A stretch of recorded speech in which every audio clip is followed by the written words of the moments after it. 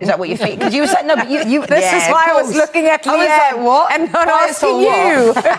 They'll be flying, won't they? They will, but I think this is a Liverpool side again. Like they're just really struggling at the moment. But Elland Road, the way they're playing at the moment with the 5 on the front foot, they have to do that exact way they played against Chelsea in this game. And we know you played at Elland Road. It's so hostile for teams to go there. And I think, playing the 2 up top, it'd be difficult for Liverpool. I think it'll be a difficult game. Yeah, especially as we mentioned, those 2 players up top, Calvert-Lewin and Nemecha, and then having a go at the Liverpool centre-backs as well. Do you think he goes with the same system? I do, because why would you change it at this moment in time? It's interesting because I love Virgil van Dijk and I don't think it matters what team you support. I love a proper footballer, right? But he's been poor this year. Everyone's talking about Konate, but I think Virgil van Dijk has not been great. And I think that's been one of the biggest problems. When you're looking at your leader and he's struggling, that's when other players need to step up as well, right? Because obviously there's been talk about Mo Salah. He's been on the bench the last couple of games. And these are the champions of last year. And it's interesting with Liverpool because I feel like Liverpool have almost done things backwards. I expected Liverpool to be at this point last year when Arne Slot first got there. Yeah. That's true. The one thing for Liverpool at the moment, and there's loads of areas to discuss, but they had to stop conceding lots of goals because they were losing games and losing heavily. Now, they got the win and then they've got the draw. West Ham and Sunderland. Neither of them great performances, of course. We know that. Let's not be naive about it.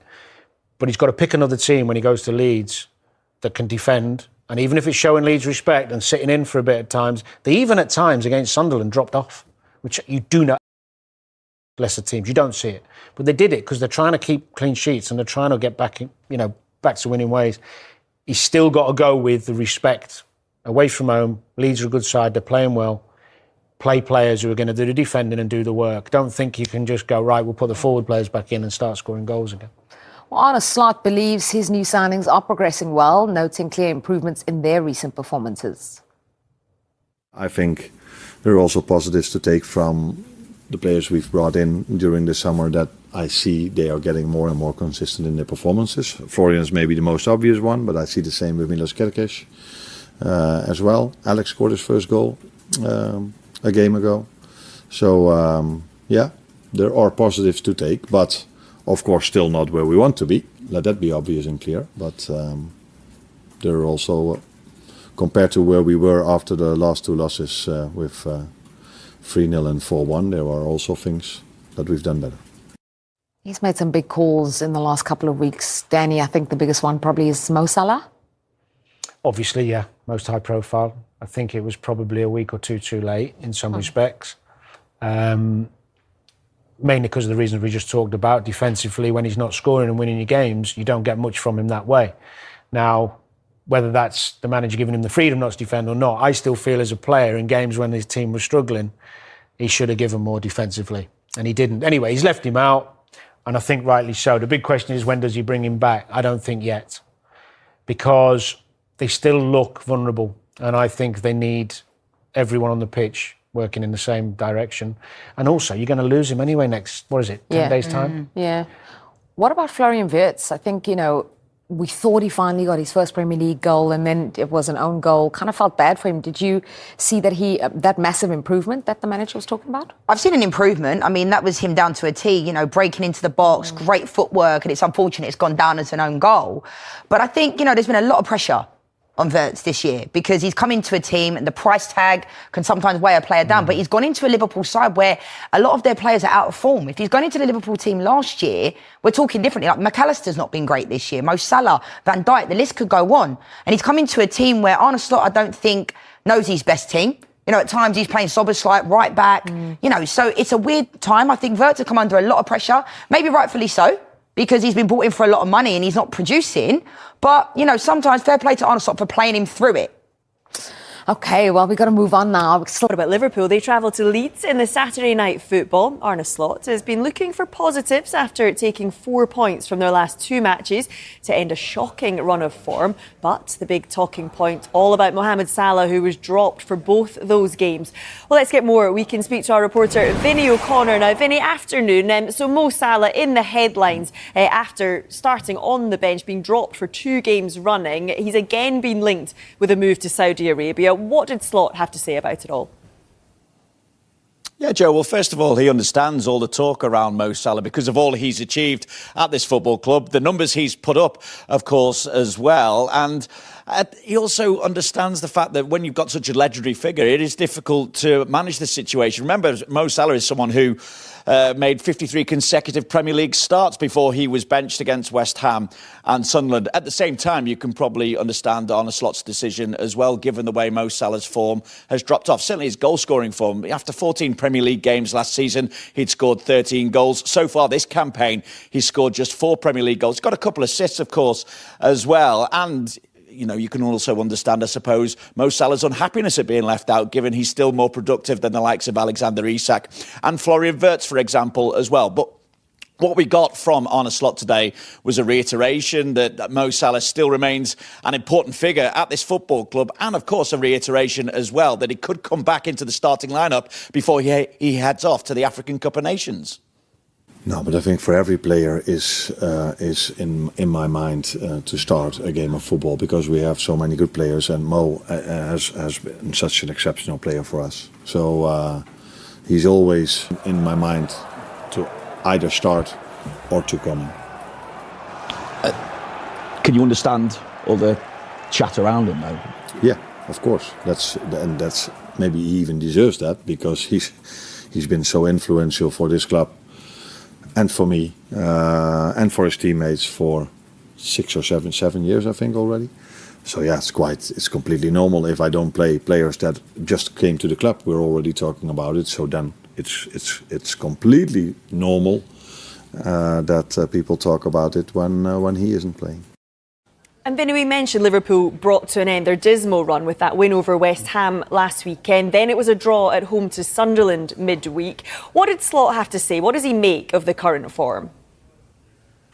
Yeah, he's still not where Liverpool want to be. He feels that they're not where he wants them to be, at least anyway. And you look at that dismal run that you speak of, the fact that they had 9 defeats in 14 games, all competitions, just 3 wins and a draw in that time, that draw coming against Sunderland as well. Remember, though, they went into the West Ham game having lost 3-0 to Manchester City, 3-0 at home to Nottingham Forest, and 4-1 at home to PSV Eindhoven in the Champions League as well. So results this week, they've taken 4 points from the last 2 games with the win over West Ham and the draw against Sunderland as well. So that's a positive. Clearly, there are things that still need addressing. And Arne Slot alluded to that as well. They've been perhaps a little bit more solid in the last couple of games, but that's been at the expense of creating chances at the other end of the pitch as well. At the very least, though, this little mini unbeaten run, if you like, of 2 games, at least potentially gives them a basis, or at least the start of a potential turnaround in their season.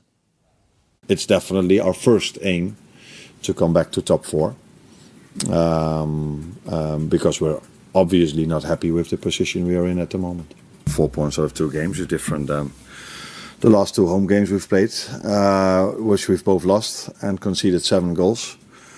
And in the last 2 games we were 1 deflection away from keeping 2 clean sheets. There are also positives to take from the players we've brought in during the summer, that I see they are getting more and more consistent in their performances. Florian is maybe the most obvious one, but I see the same with Milos Kerkez as well. Alex scored his first goal a game ago. So yeah, there are positives to take, but of course still not where we want to be. So we could still potentially see Mo Salah return to the starting lineup against Leeds United, but who would partner him down that right-hand side? Obviously, Joe Gomez has been back in. He did pick up a knock in the West Ham game, was fit to play against Sunderland, didn't last the 90 minutes, but he will train again today, and it's expected that he will be available. And Conor Bradley could also be available as well. He's been back in training this week, but we will see exactly what Arne Slot goes with in the Saturday Night Football. It is live, of course, on Sky Sports. Great stuff, Vinny. Getting the chance to be a part of this, and I want to create history. I want to win trophies, to take my game to the next level. It's Isak! Isak with the chance! What a debut! Hopefully we can share some amazing moments together. Announcing the arrival of Alexander Isak.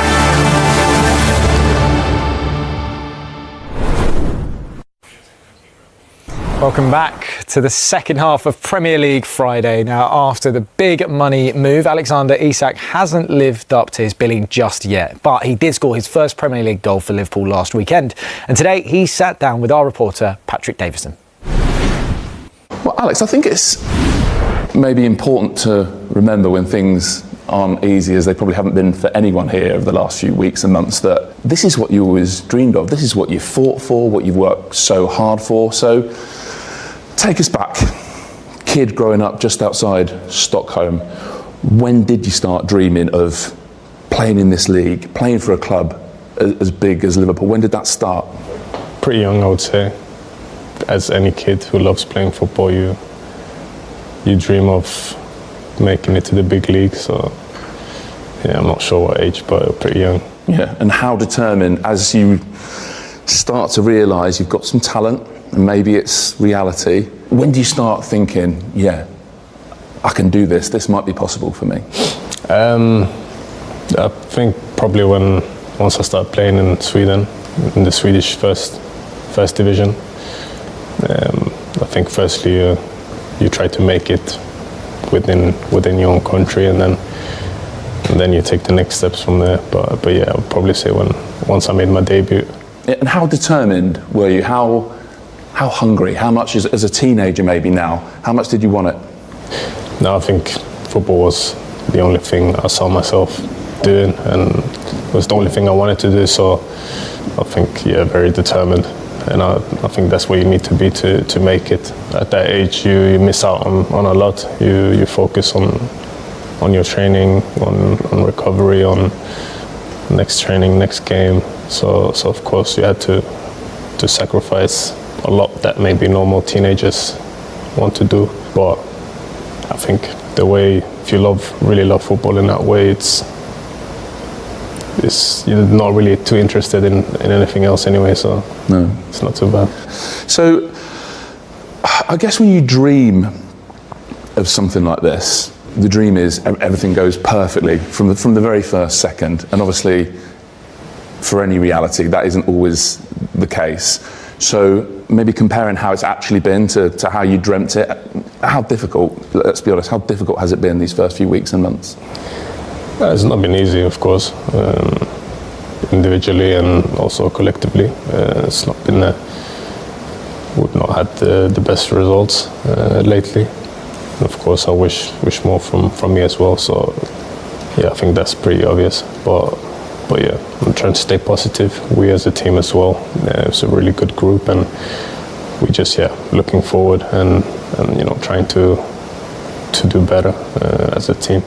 Yeah, so just picking up on what you said there, forget anyone on the outside, any noise.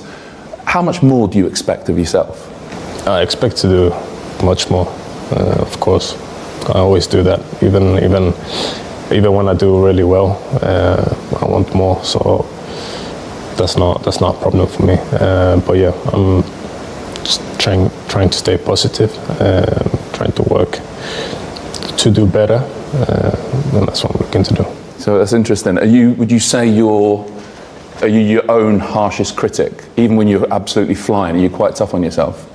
Yeah, of course. I think obviously I'm the first one to know, and I know best when I'm doing good and when I'm not doing good. So I don't need anyone to tell me, how I'm doing. So that's not a problem for me.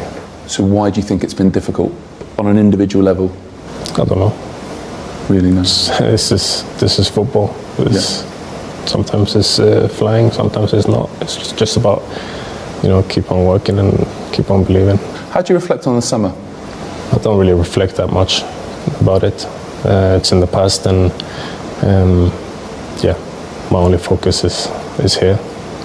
So yeah, I think it's best to just stay in the moment. I wonder what impact it's had though, because me, most of the people watching this, we're not elite athletes. So if you have a summer like you had, I think a little injury, and then you miss a tour, you miss training, you miss games, in terms of being at your physical peak, so you feel confident, you feel good, what impact does that have? It's difficult to say, of course.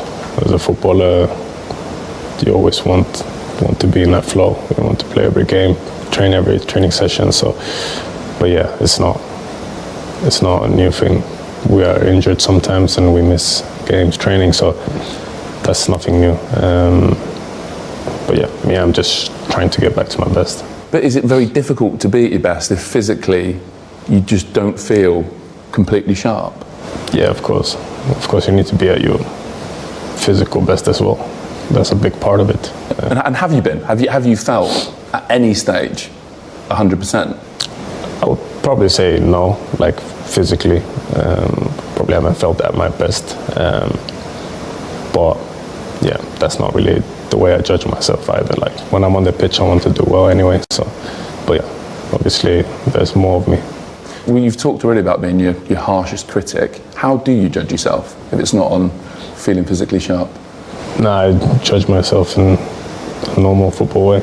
Just on what you achieve on the pitch? Yeah. I want to do good. How have the senior players been with you? How's the manager been with you? From day one I'm talking about. Yeah, really good.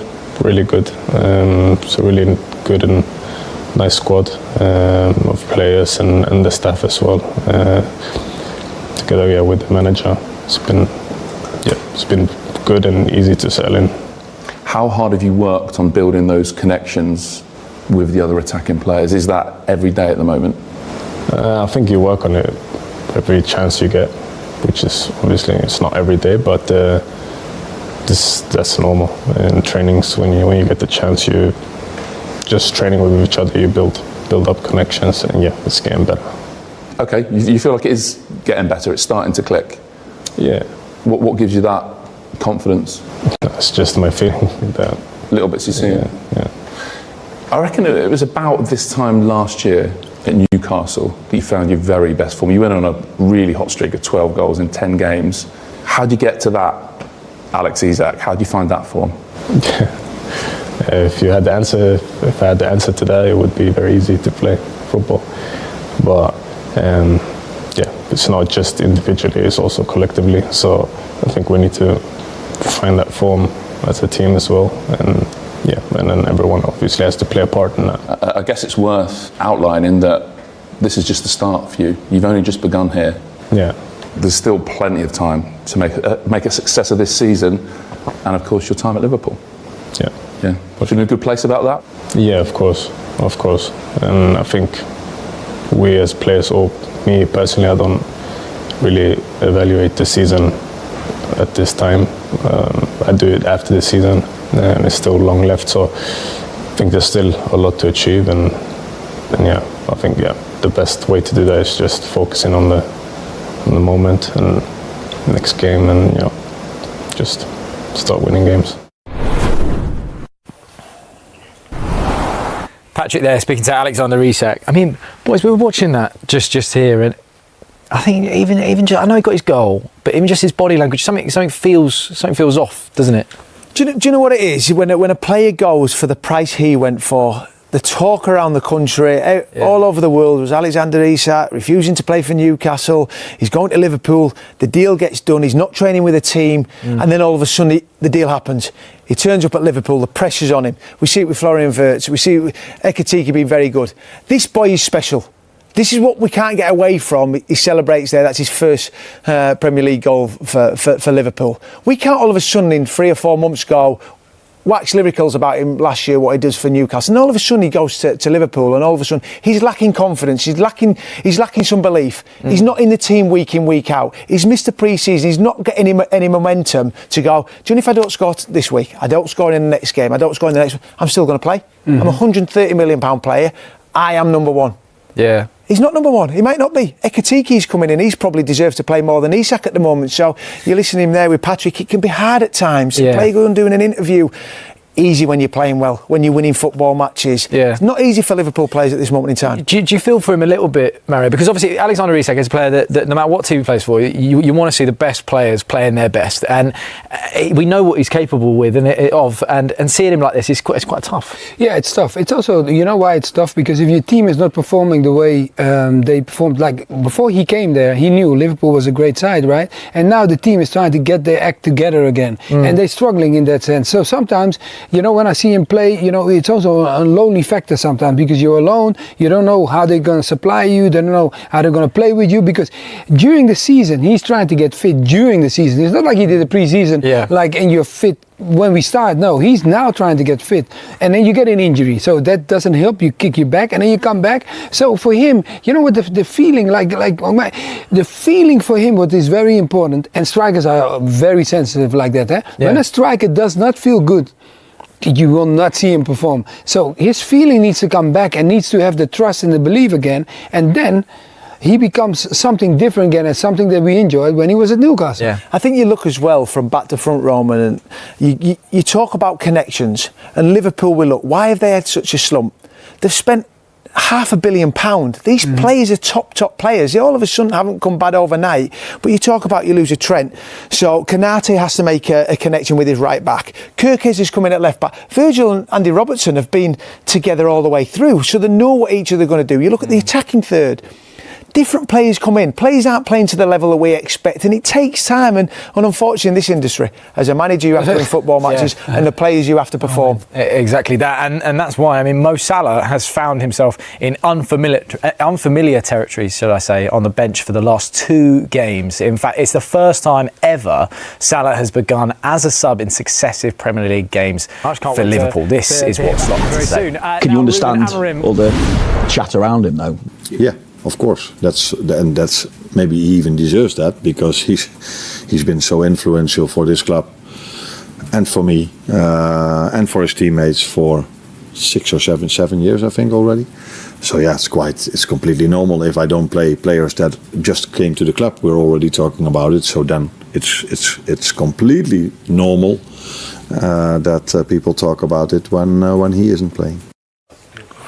Again, it's one of those things. I feel like we all watched that clip there of him on the bench. He's kind of got the snood hood thing up. You don't want to see Mo Salah like that. No, because you know what Mo is going through. Like, it's actually funny that we're talking about it. Literally coming in, my driver was from Egypt. Yeah. So you know what kind of passion he's going to give me. Yeah, of course. Disagreement he's going to give me. Yeah. So, so the thing is, what's very important for Mo, and what I see at him is like almost an embarrassment feeling. And I understand that. This is a player that played so many games, broke so many records, and done so well. And now he feels like, hey, I need some support too. And also, look, okay, some say he plays on credit and stuff like that. And I could see when he came on, you could see emotionally that this was a different kind of type of Salah. It was like something was different, and I would love to see him back to what he normally does. But the feeling is just like the team. Now the key player now when I watch Liverpool is Szoboszlai. That's their key now. Yeah. Without him, a lot drops. It was interesting you talk about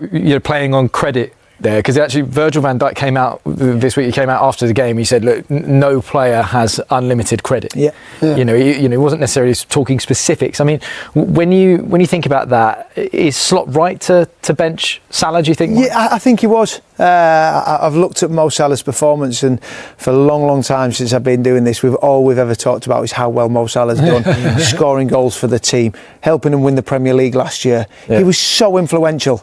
And we've got to remember what happened in the summer with Diego Jota. How much does this affect the players? We don't know. Only these guys can answer that. We saw Mo Salah against Bournemouth in front of the Kop, crying after the game. Yeah. And when players aren't playing well, things can get on top of you at times. And we as pundits, and we have to sort of look at that. Why has he had such a dip in form? Arne Slot's taking him out. I thought he would put him back in the team against Sunderland at midweek. I think he will put him back in the team against Leeds tomorrow. You think I think he goes back in. They'll beat West Ham, taking him out, no problem. Just shows no player is undroppable. I completely agree with that. Well, if he doesn't, for argument's sake, if he doesn't bring him back in, there's a couple of reports already out saying, in January, Saudi teams kind of building, to maybe take him. Does that become a reality? It's a question, you know what I mean? Like, if he's not starting, surely he's looking at it going, no, I need to be playing. I don't think he's mentally on that level. I don't think, look, Mo is a fighter. I see Mo as a fighter, and I see Mo that he's going to... Look, I always said it, when you get to that level of goodness, you don't give up. Yeah. Because if you give up, you don't get that good. Because there are moments he had bigger challenges in the journey going to where he is now. Chelsea. So, come on, the guy. So he goes through this. He just have to sit down. His mental strength, he has to test it and see what he can do, and then affected again. No, Slot I know because we both coming from the same country. Of course. I know they're very direct, and he will make a choice. He clearly made a choice. Also sometimes to see what can I get out of him and put him on the bench and see if he responds to it. And now, like we talk about, like, okay, is he going to start? What is that? Look, last season, Mo didn't have to defend back that much. Now, the team needs it. It's not anymore like he was scoring after each other. But now you can see that he's running back a little bit more. He's doing more distance covers. It's more energy, is less productive in scoring the goals. So that's very important. So now we have to see, can we get the old Mo back? Because he should. The talent is there. Now it's just about the execution. We're going to filter out the noise and focus on the critical decisions Arne Slot is making right now. And it's a huge moment for him and for the club. The mission today is to understand how he's trying to pull them out of, well, a pretty shocking period as they get ready for a really hostile match against Leeds. It's a proper moment of truth. The sources are calling their recent form dismal, and you can see why. I mean, 9 defeats in 14 games. Wow. Yeah. And that includes some really humiliating results. We're talking 3-0, 4-1 losses. Before this past week, confidence was just shattered. Okay, so let's unpack this shift we've seen, because they have picked up 4 points from their last 2 games against West Ham and Sunderland. They have. But here's the key thing from the sources. What's that? That new defensive stability. It came at the expense of creating almost anything. Right. So it feels like Slot is laying down the law. Right. Like, we defend first or you don't play.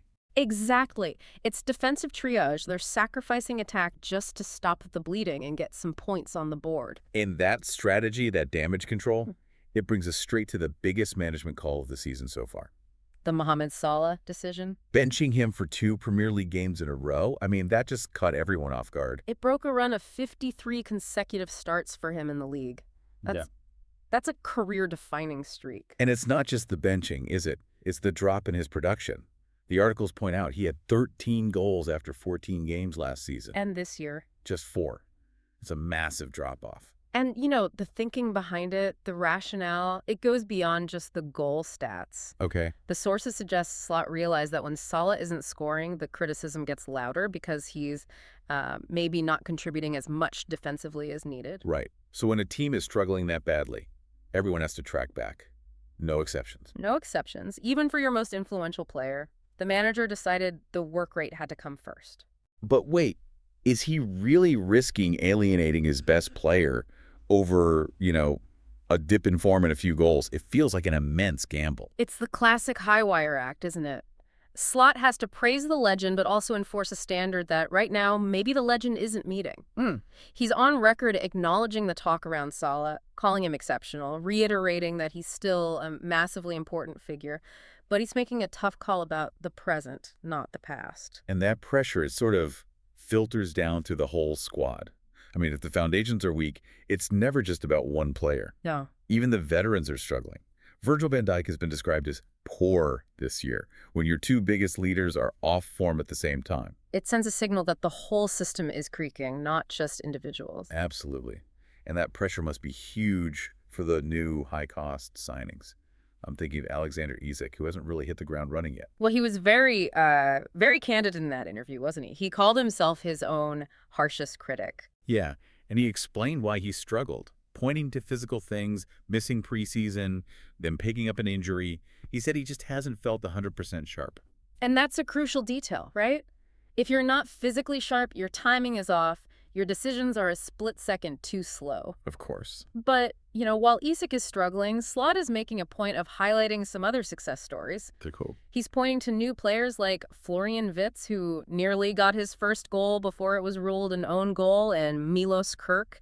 He says they're showing clear improvement. So Slot is sort of suggesting that the younger players, the ones who are maybe more willing to stick rigidly to his tactical plan, are the ones who are thriving. Exactly. It's a message. But the sources also highlight how difficult it is for the whole team to build those new connections on the pitch. You mean like Kanate needing to build chemistry with his new right back? Yeah, or just the constant changes in the attacking third. It all takes time, and time is the one thing managers in this league just don't get. So as we wrap up, the big question to think about is this. Is what Slot is doing a masterclass in man management? Is he testing the mental strengths of his elite players to force a turnaround? Or is he pushing key figures, legends like Salah, towards the exit door by making these tough, direct calls? That's the huge outcome hanging over Anfield right now.